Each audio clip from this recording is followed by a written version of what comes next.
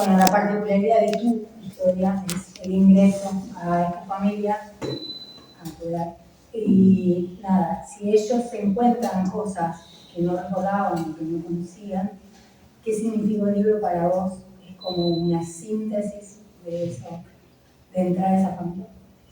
Sí, bueno, siempre conversábamos con nosotros, con nuestra familia, que se llaman también, para conocer sobre la historia de nuestra familia muchas veces teníamos que acudir al relato, a la ficción oral, o si buscábamos algo escrito a diferentes lugares. Hay historia por acá, hay historia por acá, donde se nos menciona diferentes historias. Bueno, acá está todo sintetizado, está todo en el mismo lugar, y es muy enriquecedor, quizás tranquilizante un poco, no quiere decir que dejemos de buscar, ¿no? Nos hayamos encontrado con este libro, que es el que mejor representa la historia de nuestra familia. Nosotros, naturalmente, tenemos hambre de querer seguir sabiendo más, ¿no? Justamente de eso se trató el Dani Piciero. Un montón de lagunas que son muy difíciles de completar, son prácticamente imposibles, es una utopía, es parte de llegar a conocerlas. Hay dos, uno, dos, tres, y un valor. Entonces, ese camino por la búsqueda, bueno, calma muchísimo y es gratificante, porque tiene una manera de escribir Juan, que uno no está leyendo un libro como justamente decía por el estilo, ¿no? Nosotros no nos encontramos en un libro en el que se relatan historias solamente históricas referidas al terrorismo de Estado y demás. La tapa del libro vuela más mal. Entonces, tiene que ver con eso, encontrarnos los pequeños. Tenemos la foto ahí, sabemos que ayer se cumplió otro aniversario del sepulcro de ellos, fue el 17 de octubre de 1979, muy cerca de acá. Una reja, Paso del Rey, Merlo, Padua. Bien, fue Padua. Y nosotros, digamos, cuando llegamos a estos lugares, a estos libros, a esta literatura, hoy, un 17 de octubre, también tiene mucho, porque las fechas nos hacen.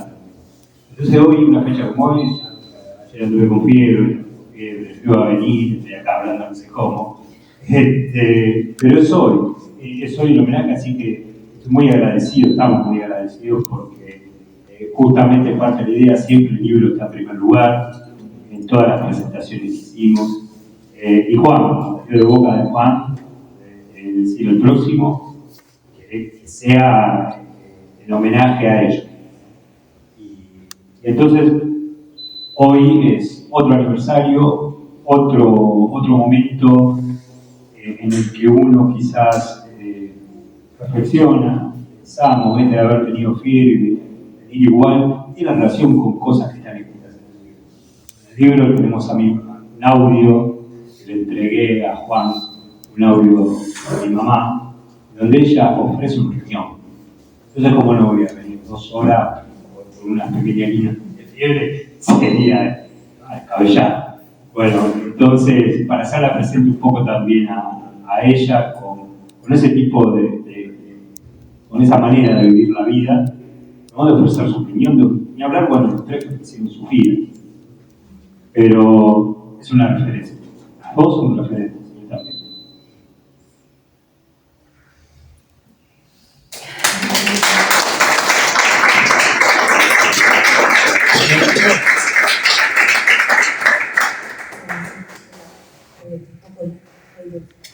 La protagonista fundamental de la historia es Mima, es la mamá de Gustavo.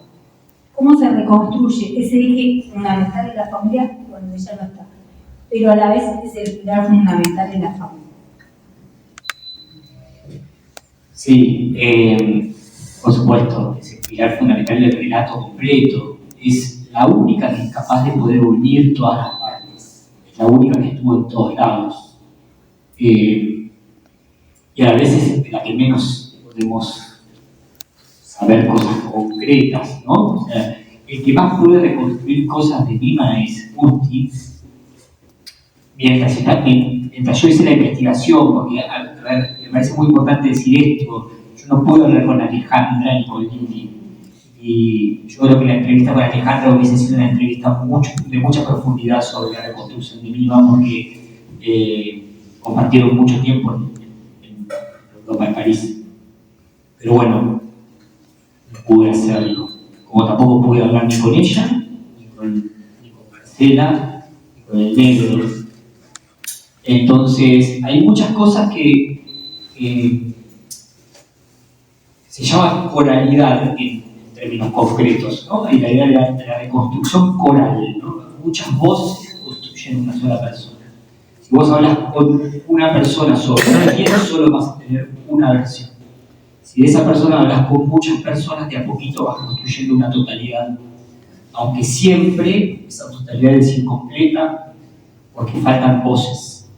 En este caso puntual son voces que son ausencias propias del terrorismo de Estado. Y en esas ausencias yo trabajé mucho con la ficción.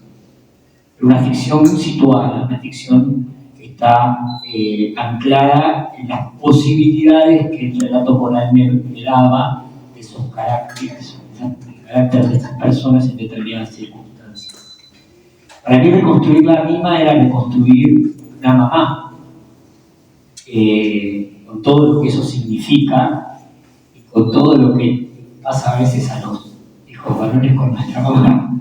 Entonces, en realidad, cuando uno escribe también piensa en sus propias personas. Y yo no podía dejar de pensar en mi abuela, por ejemplo, porque había muchas cosas de la gestualidad que yo veía en sus fotos, el pelo, por eso van a notar que yo miro mucho el pelo de Lima en todo el libro, el pelo, el peinado, está todo el tiempo ahí, porque yo no tengo la cebolla. Bueno, eso puede ser no me había dado cuenta. Es un dato. ¿Cómo hacían? Bueno, no. Bueno, esto también pasaba todo el tiempo en las entrevistas con ellos, pero en un momento donde todo derivaba de las zonas muy graciosas, pero a la vez muy lindas, muy respetuosas de los nopistas, ¿no? Vuelvo a lo del pelo. Y el pelo me hacía acordar mucho el pelo de mi abuela. Y que mi abuela era muy cuidadosa de armarse el peinado con spray, por ejemplo, ¿no? Pero en la cotidiana, no por cuando iba al mercado. Y a mí, y siempre que la veía con ese pelo así, yo digo, ella debería usar spray. ¿No? Hay como algo de eso trabajado en la cotidianidad. Claro, está amasando y tiene ese pelazo ahí como... Es lo mismo amasando los fideos. El palo amasar. Sí, y me parecía también como algo, un gesto de coquetería, como de algo, de conocer en su intimidad. Y después, y esto me parece muy significativo, en la foto del pasaporte clandestino que tiene, que aparece en ese montaje aberrante de Batallón 601, no tiene ni pelo así. Entonces, eso también es una forma de mostrar lo que pasó. Y eso es la escritura. La escritura sí ese detalle. En ese detalle es donde uno le da vida a un personaje. Él siempre rescata lo de la forma de fumar. Bueno, yo no la vi fumar a Mima y ellos, ninguno me dijo cómo fumaba. Sí me dijeron cómo fumaba, que fumaba, que fumaba, y aparte en fotos están los ceniceros, hasta en el propio expediente judicial de España, que yo hice un trabajo de ampliar mucho las fotos y ver los objetos. En la mesita de luz había un cenicero con 2 cigarrillos fumados. Entonces, hay algo de que uno va tomando esos pequeños datos. Hoy decía, bueno, cuando uno va a hacer la reconstrucción que va a la hemeroteca, uno no va a la hemeroteca solo a buscar la noticia del día respecto a lo que uno está investigando, va a conocer el contexto, va a ver qué se veía en la tele, por ejemplo, ¿no? Bueno, Y me gustaría contar una anécdota muy puntual con eso que tiene que ver con aquel 17 de octubre que estamos recordando y homenajeando, que siempre Mauri, el hermano de Guille, contaba que bueno, él tenía ya la edad suficiente como para recordar el momento del operativo del secuestro de su mamá y de su propio secuestro. Esto también es importante decirlo. Ellos también fueron secuestrados, ellos también fueron víctimas directas del terrorismo de Estado. Porque como aparecieron rápidamente y pudieron hacer su vida en familia, por ahí nos olvidamos de ese secuestro de 5 chicos ese mismo día. Mauri contaba que estaban jugando, o sea, ellos estaban construyendo una piecita ahí en la casa de Pablo, en la casa de la que vivía Rubén con Susi, y una piecita más para poder estar cómodos, porque eran muchos. Y el Rubencito estaba laburando en la pieza y estaban jugando afuera Mauri con su primo y se subían al caballito de los caballetes, o los caballetes de la obra, el caballete del andamio. Entonces cuando yo escuchaba eso en el testimonio judicial, que lo escuché mucho tiempo antes de poder entrevistar a Mauri, escribí el capítulo y escribí que Mauri estaba sentado jugando con su primo a hacer el llanero solitario y toro, ¿no?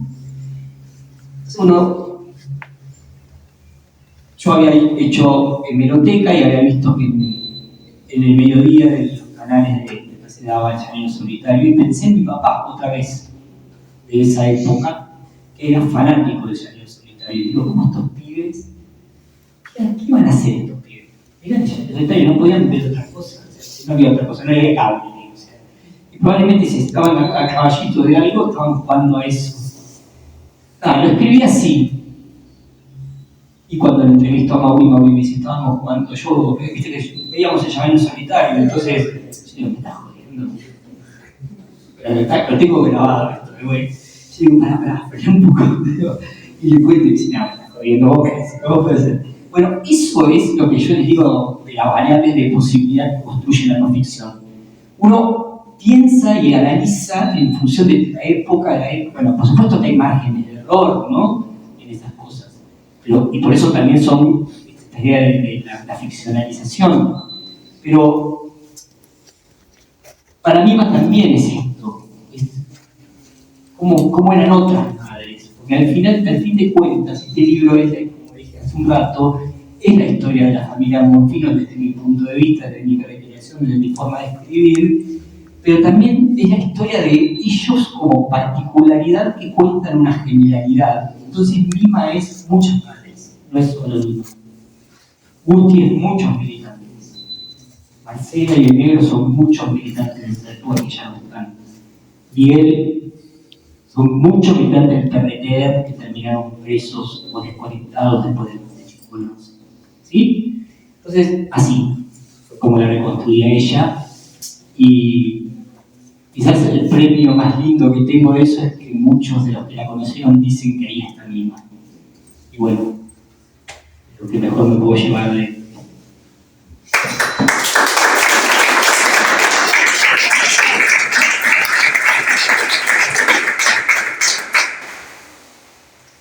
Bueno, no les quiero spoiler nada, pero les digo que mañana es el Día de la Madre, no le regalen planchas, ahí por atrás están los libros. Bueno, la lectura de este libro genera una tensión constante porque entre esa elección por la no ficción y un poco debe ser tu historia con la novela negra, con todo eso, va generando que los sucesos que van aconteciendo tienen un modo particular de escritura que además, como dijo Guti, tiene mucho que ver con esto de que los capítulos son muy cortos, te recontraenganchas y además no lo querés soltar. No sé a qué hora te dormís, pero bueno, seguís leyendo.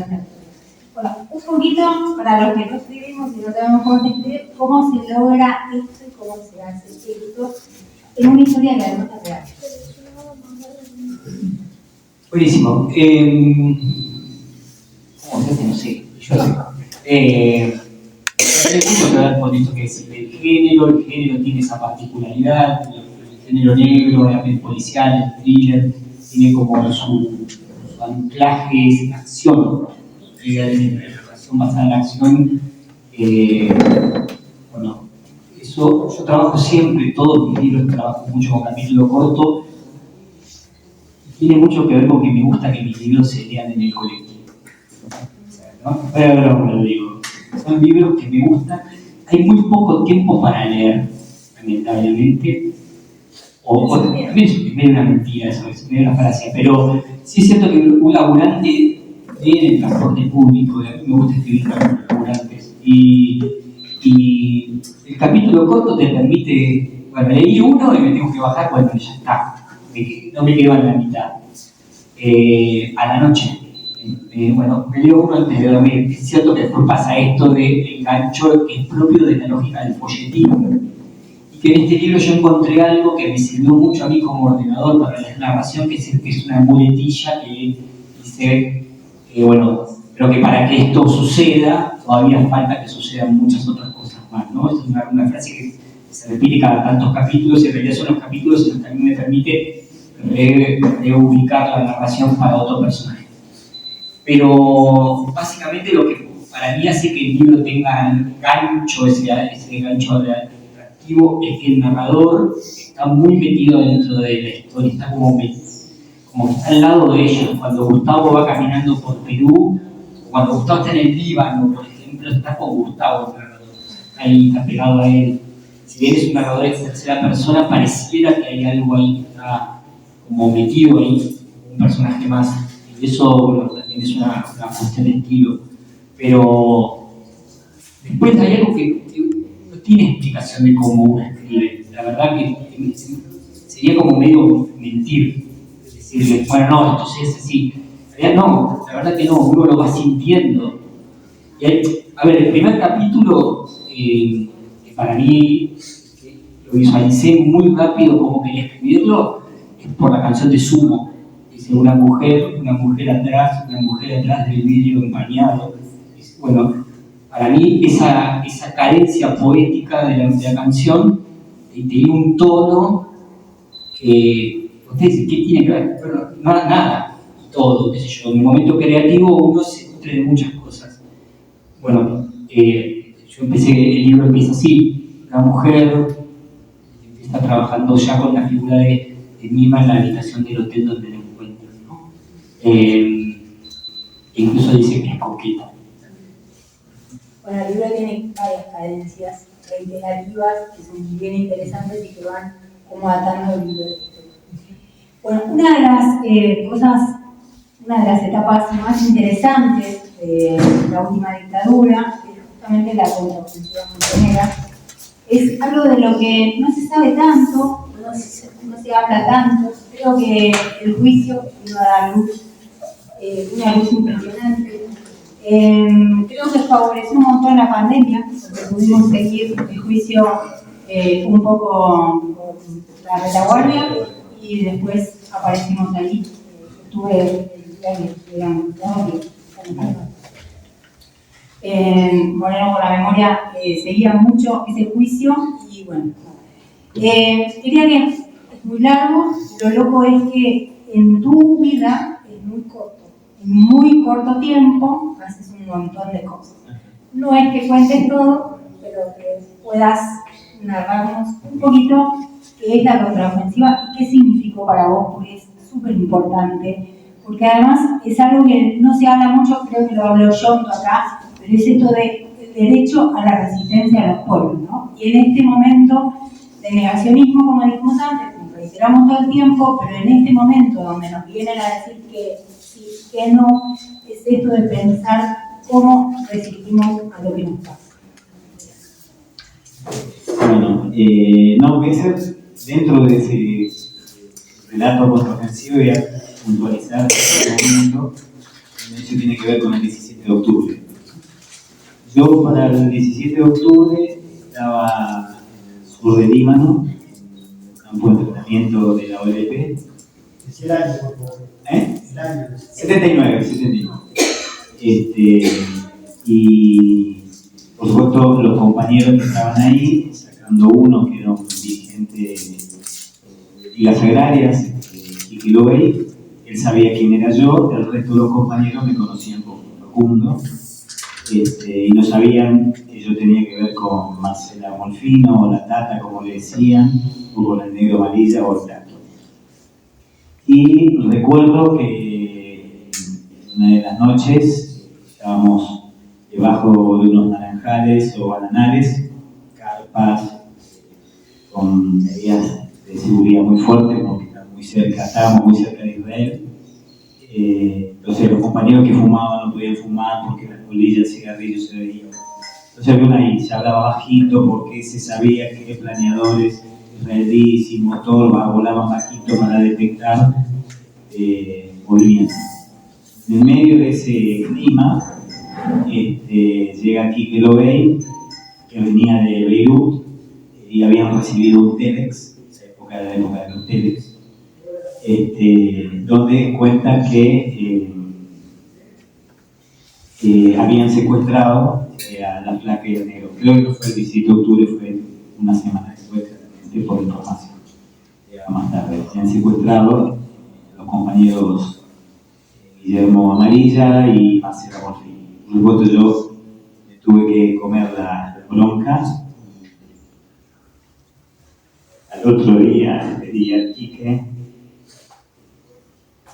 que me llevara a la montaña y me descargué un cohete RPG-7 contra una montaña.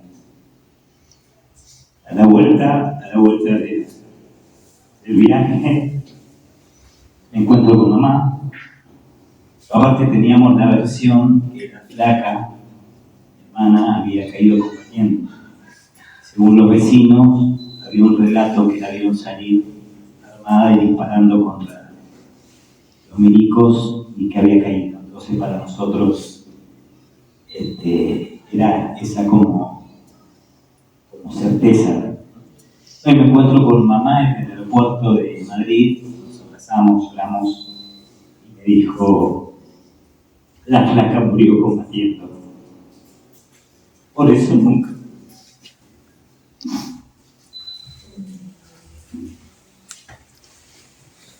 buscamos a nadie. No sabíamos que estaba embarazada. Eso fue en el marco de la contraofensiva. Pero quería decirlo porque tiene que ver con la fecha de hoy. No, la contraofensiva fue una decisión política de la organización Montoneros, debido a que en el año 79 y a partir del Mundial 78 empiezan resistencias en fábricas. En 1979 se registran casi 1.100 conflictos sindicales. Entonces la organización cree que había que hacer algo en función de provocar la caída de la dictadura, y por eso se decide el lanzamiento de la contraofensiva con distintas tareas, digamos, o funciones. Estaban las tropas especiales de infantería, que eran compañeros preparados para atentados objetivos que iba a plantear la organización, las de agitación, que eran compañeros que hacían interferencias de radio, de televisión, de propaganda, y estaban los compañeros que venían a tareas sindicales o políticas, que en eso estaba el Negro Amarilla, ¿no? El Negro había venido con instrucciones de encontrarse con políticos de la época. De hecho, yo en el año 79, cuando entro a la Argentina clandestino, tengo un encuentro con Marcela y con Guillermo, por separado, donde el Negro me cuenta que él, había tenido reuniones con Vittel, con los dirigentes sindicales de época, y donde se ponía a disposición, digamos, todo lo que se estaba haciendo desde el punto de vista de la contraofensiva. Entonces fue un proceso y una decisión que tenía que ver con enfrentar a la dictadura, y esto que dijiste vos, una etapa más de la resistencia contra la dictadura, porque evidentemente se venía resistiendo desde el 75 en adelante, o desde el 74, cuando Montoneros pasa a la clandestinidad, en ese proceso contra la 3A o todos los enfrentamientos del momento, después se da directamente contra la dictadura. En el 79 hubo una renovación de plantear el enfrentamiento para provocar la caída. También tenía que ver un contexto general, que lo plantea la organización, que era la revolución sandinista, era para nosotros un proceso insurreccional. Entonces decíamos que se podía provocar desde el punto de vista también insurreccional, de acuerdo a las cantidades de procesos de huelgas generales, y paro, tomas de fábrica del momento, y también la revolución, ¿no? Era como un punto que nosotros estudiamos mucho, que también se planteó un proceso insurreccional en Irán. Todo eso influyó en el análisis general político para el lanzamiento de la contraofensiva, y donde en realidad, esto hay que decirlo, porque también hay mucho detrás de este hecho, era una decisión política de la conducción, pero a su vez, los que formamos parte de ella teníamos la decisión de participar y de formar parte de esa contraofensiva de distintas tareas. Digamos, esto que dije, los tres grupos fundamentales que entraban a la Argentina, y después éramos un grupo al cual yo pertenecía, que era de asistencia a la conducción nacional, donde mi jefe o responsable directa era Marina Raberta, que era Juliana nada más, era mi responsable, la que me enseñó un montón de cosas de vida misma, y que éramos los que asistíamos a la conducción nacional. Por eso lo que cuenta Juan, que yo era el correo internacional de la organización, yo viajaba por todo el mundo con documentos falsos, por supuesto, que me lo hacía lo mío, asistiendo a los cuadros superiores, a los cuadros internos. Un poco eso hizo, pero aparte de esto que yo siempre lo digo, ¿no? La voluntad que tuvimos, los que quisieron sumarse a la contraofensiva, un hecho natural, y aparte de esto que se decía, ¿no? Algo había que hacer para provocar la huida de los eso es una síntesis rápida de lo que fue en su momento. El costo fue alto, está claro, hay muchos compañeros y compañeras que he conocido en su momento, pero hay que decir que todos tenían la fuerte voluntad de combatir contra la dictadura. Eso es una síntesis rápida de lo que fue en ese